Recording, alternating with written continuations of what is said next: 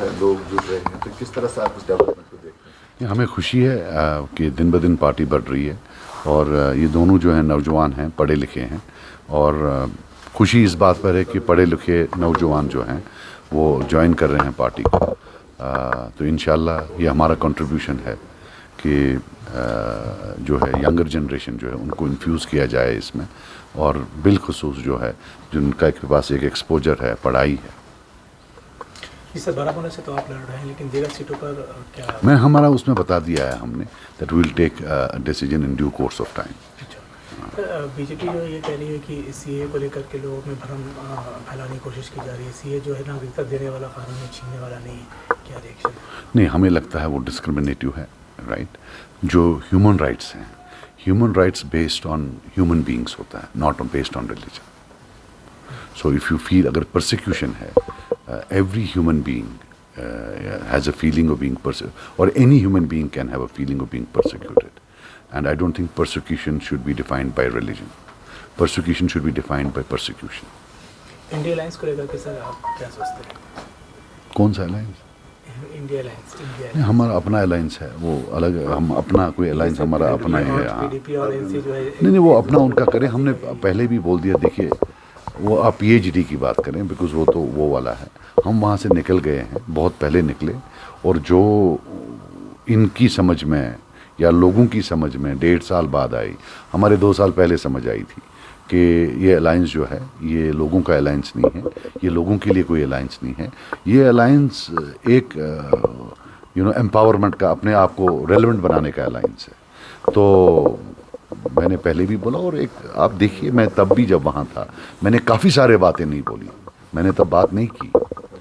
तो मैं आज भी कोई ज़्यादा नहीं, लेकिन जो ये मतलब जब मैं वहाँ था, जो मेरा टाइम वहाँ गुजरा, full of they are arrogant people. Look at the way they are talking, look at the way. तो इवन जो उनका ये है, उनके जो ये शीट शेयरिंग पर जो उनके जो दे रहे हैं